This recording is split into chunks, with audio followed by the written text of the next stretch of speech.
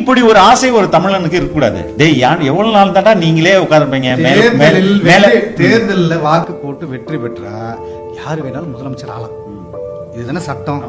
அப்படி இருக்கிறப்ப அவருக்கு மக்கள் ஆதரவு இருந்தா அவர் ஜெயிக்க போறாரு. அவர் எங்களை நீ வந்தேறி உன் ஊருக்கு போ நீ ஆளாத சொல்ல வேண்டிய அப்படியே சொல்லுது. அவர் அப்படிதான் சொல்றாரு. சொல்றாங்களே சார், சொல்லப்படுது எங்களுக்கு தான் ஆளும் உரிமை உள்ளது. ஆமா அவர் சொல்றாரு. நாங்க என்ன சொல்றோம்னா உங்களுக்கு, அதாவது அதுவே அவர் சர்வாதிகாரம் தானே. எங்களுக்கு தான் ஆளும் உரிமை உள்ளது. ஆமா அவர் சொல்றாரு. நாங்க என்ன சொல்றோம்னா உங்களுக்கு, அதாவது அதுவே அவர் சர்வாதிகாரம் தானே. இந்த மண்ணின் பிள்ளைகள் தான் இந்த நாட்டை ஆளுவோம்ன்றத ஒரு கொள்கையா வைத்து சீமான் அவர்கள் பேசுறாரு. தமிழ்நாட்டை தமிழர் தான் ஆளுவோன்றது அதுதான் தத்துவம். ஆனா இங்க கட்டமைக்கப்படுற பிம்பம் மற்ற மொழிகளுக்கெல்லாம் எதிரானவர், கன்னடர்களுக்கு எதிரானவர், மலையாளிகளுக்கு எதிரானவர், உருது பேசுகின்ற முஸ்லிம்களுக்கு எதிரானவர், மலையாளிகளுக்கு எதிரானவர் போன்ற கட்டமைப்பு தொடர்ச்சியா கட்டமைக்கப்படுது. ஆனா அப்படிலாம் எந்த இடத்துலயும் அவர் அந்த மாதிரியான வார்த்தைகளை பயன்படுத்தினதே கிடையாது. சீமான் அவர்கள் இது வரைக்கும் எந்த மேடையில, ஏதோ ஒரு மேடைகள்ல காட்டுங்க, மலையாளிகள் இங்க வாழக்கூடாது, அவர்களெல்லாம் நாங்க விரட்டி விடுவோம், கன்னடர்கள் இங்க வாழக்கூடாது அப்படின்ற வார்த்தையை எங்கேயாவது பயன்படுத்திருக்காரா அப்படின்னா கிடையாது. இந்த நாட்டை நாங்க ஆளுவோம்னு சொல்றாரு. நீங்க 2016 சட்டமன்ற தேர்தலே பாத்தீங்கன்னா தெலுங்கு மொழி பேசுகிறவர்கள் 17 பேருக்கு சீட்டு கொடுத்தார் சீமான். அதே போல உருது பேசுகின்ற இஸ்லாமியர்களுக்கு 3 சீட்டு கொடுத்தார். அதே போல மலையாள மொழி பேசுறவங்களுக்கு 4 சீட்டு கொடுத்தார். கன்னடர்களுக்கு 7 சீட்டு கொடுத்தார். 234 தொகுதிகள்ல நான் சொல்றது மற்ற மொழி பேசுறவங்களுக்கு எல்லாம் இந்த சீட்டு கொடுத்தாரு. ஏதாவது ஒரு அரசியல் கட்சியை சொல்லுங்க பாப்போம் தமிழ்நாட்டில். அப்ப இவர் எப்படி மற்ற மொழிகளுக்கு எதிரானவர்ன்ற ஒரு பிம்பத்தை கட்டமைக்கிறார்? அதுவே ஒரு சர்வாதிகாரம் தானே. நாங்கள் தான் ஆளுவோன்றதே ஒரு சர்வாதிகாரம். இவ்வளவு நாள் இவ்வளவு சுதந்திரம் அடைந்த இவ்வளவு வருஷத்துல தமிழ்நாட்டுல தமிழ் தாய்மொழியா கொண்ட ஒரு முதலமைச்சரே வரலங்க. இதை விட கேவலம் என்ன இருக்கு? அது இப்பதானே எடப்பாடி கூட அவர் அவரை முன்னிலைப்படுத்தி வெற்றி பெற்றார்னு நினைக்கிறீங்களா நீங்க? அவர் கூட அவர் ஆக்சிடென்ட் தானே எடப்பாடி. இது காலத்தின் கட்டாயங்க. தமிழ் தேசியம் என நான் ஒரு பிறவி தமிழ் குடின்னு வைக்கிறேன். இப்போ என்கிட்ட ஒருத்தவங்க சொல்றான், டேய் இவ்வளவு பேசுற நீ தமிழ்னு, உன் தமிழ்நாட்டை இதுவரையும் ஒரு ஆண்ட எந்த ஒரு முதலமைச்சரும் தமிழன் கிடையாது அப்படின்னும் போது அது எங்க இனம் செய்த அறியாமையா இல்ல நாங்க எங்களை ஏய்க்கப்பட்டமா சந்தேகம் வருதா இல்லையா? ஒரு கேள்விதான் அனுப்பினேன். தமிழ்நாடு தமிழ் இருக்கே, ஆமா, ஆளுகிற உரிமையும் அவருக்கே தானே. ஆளுகிற உரிமை அயலாருக்கேவா? மாநில சுயாட்சி, மாநில தன்னாட்சி. ஒரு மாநில தன்னாட்சி, மொழி வழி மாநிலங்கள் பிரிக்கப்பட்டதின் நோக்கம், பயன், அந்தந்த மாநிலம் தமிழர்கள் பெருத்து வாழக்கூடிய, நிலைத்து வாழக்கூடிய நிலப்பரப்பு தமிழர் தாயகம். அந்த நிலத்தில், அந்த இனத்தில் பிறந்த மகன் மகள் தான் அந்த நிலத்தை ஆள்கிற உரிமை. அதுதான் தன்னாட்சி உரிமையில், சுயாட்சி உரிமையில் முதன்மையான உரிமை. நாங்க என்ன கேட்கிறோம்? எல்லாரும் தமிழர் நலனுக்கு பாடுபடுகிறோம், தமிழர் உரிமைக்கு போராடுகிறோம். நீங்க வாங்க கோஷ்டிகளே, ஐயா நியாயமார்களே, இங்க வாங்க. தமிழர் உரிமைக்கு போராடுகிறீர்கள், தமிழர் நலனுக்காக போராடுகிறீர்கள். தமிழர் உரிமையில், தமிழர் நலத்தில் முதன்மையான உரிமை அந்த மண்ணின் இனத்தின் மகனே அந்த நிலத்தை ஆளுகிறார். அந்த உரிமை கட்டி நிற்கிற நான் எந்த வழியில் இனவாதி, எந்த வழியில் பாசிஸ்ட்?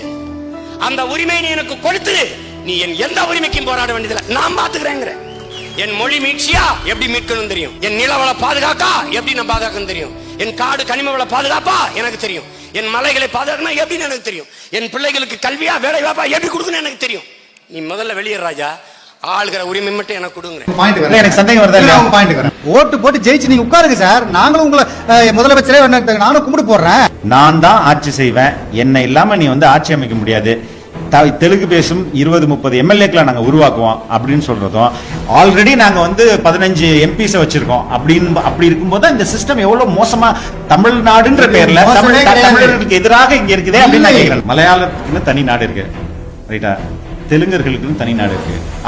அதுக்காக இங்க இருந்து யாரும் உங்களை வெளியில போக சொல்லல. இல்ல சார், நான் எப்பயும் சொல்றேனே, உங்களுக்கு அந்த வாய்ப்பு கிடைத்தால், சீமானுக்கு மக்கள் வாக்களித்தால், நாளைக்கே நடக்க போறது நடக்கும்ல. நான் தான் சொல்றேன் சார், நீங்க இந்த மண்ணுல எங்களை நீ தமிழன் கிடையாது, நீ தெலுங்குன்னு சொல்ற வரைக்கும் அவரால் வர முடியாது சார். நமது தெலுங்கு பேசக்கூடியவர்கள் குறைந்தது ஒரு 20 எம்எல்ஏக்களை நாம் பிஜேபி கட்சியிலிருந்து உருவாக்க வேண்டும். விபி துரைசாமி சொன்னது முற்றிலும் தவறு. அவர் அப்படி சொல்லியே இருக்கக்கூடாது. தெலுங்கு பேசும் எம்எல்ஏ அப்படின்னே சொல்லக்கூடாது. ஆதி தமிழ் குடியிலேருந்து நாங்கள் எம்எல்ஏக்களை கொண்டு வரணும்னு சொல்லியிருக்கோம். தெலுங்குன்ற வார்த்தையை தவறு இன்னைக்கு அவங்க உபயோகப்படுத்துறது. அவர் 20 எம்எல்ஏ சொன்னார் இல்லைங்களா, அது ரொம்ப ரொம்ப தவறு. 60லேருந்து 80 எம்எல்ஏ வரணும். நாங்கள் 40 விழுக்காடு இருக்கோம். அப்போ 40 விழுக்காடு உங்களை விட்டது தப்பு. இல்ல தமிழ் தேசியத்தை நானும் ஆதரிக்கிறேன். தமிழ் தேசியத்தை நானும் ஆதரிக்கிறேன். நான் தான் சொல்றேன், நானும் ஆதிக்குடி, ஆதி தமிழ் குடி நான். எப்படி தெலுங்கு பேசுறவங்க தமிழ் குடி ஆக முடியும் சார் நீங்க இது என்ன சொல்றீங்க சார்? இதுல என்ன பார்க்க முடியுமா உலகத்தை? இல்ல அது வந்து நீங்க கண்ணுன்றீங்க, நான் கண்ணுன்றேன். இல்ல தமிழ் மொழியிலேருந்து மருவி போனதுதான் தெலுங்கு. அதனால அது அந்த அடிப்படையில் மொத்த சவுத் இந்தியன் மொழிகளுமே அப்படிதான் இருக்கும். ஆமாங்க சார். அப்ப எங்களை நீங்க எப்படி வந்தேரி சொல்ற? நாங்க பூர்வகுடிங்க. எப்படி வந்து எப்படி இதுல எல்லாருமே தமிழராய் விட்ட பிறகு தமிழ் புத்தாண்டு பொங்கலுக்கு மட்டும் விடுமுறை விட்டால் போதும் இல்லையா? அப்புறம் அதுக்கு உகாதி, அப்புறம் அதுக்கு ஏகாதி, ஆந்திர வருடப்பிறப்புக்கு, தெலுங்கு வருடப்பிறப்புக்கு, கன்னட வருடப்பிறப்புக்கு, ஓணத்துக்கு, அதுக்கெல்லாம் எதுக்கு விடுமுறை? சரி விடுமுறை விட்டா சரி. என்னுடைய தேசிய பண்டிகையான பொங்கலுக்கு பேசி கேட்டு விடுமுறை வாங்கி கொடுத்தியா பொது விடுமுறை? கர்நாடகால 1.25 கோடி தமிழன் அங்க இருக்கமே, எங்களுக்கு பொது விடுமுறை வாங்கி கொடுத்தியா?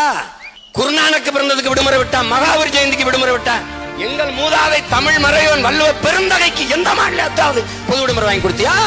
என்ன சமூக நீதி பேசிட்டாளே நீ? இது உன்னாடு, இது உன்னிடம், இதை ஆளுகிற உரிமை உனது. வாழும் உரிமை எவருக்கும் உண்டு, ஆளும் உரிமை தமிழர் எமக்கே உண்டு. வந்தவரை எல்லாம் வாழ வைப்போம், அது எமது இனத்தின் பெருமை. இனி எம் சொந்தராய் மட்டுமே ஆள வைப்போம், இது எமது இனத்தின் அடிப்படை உரிமை. இனமானம் பார்த்த இனமானம் காத்த புலிக்கொடி பறக்கட்டும், இனி எனும் எம்மண்ணில் தமிழ் குடி சிறக்கட்டும்.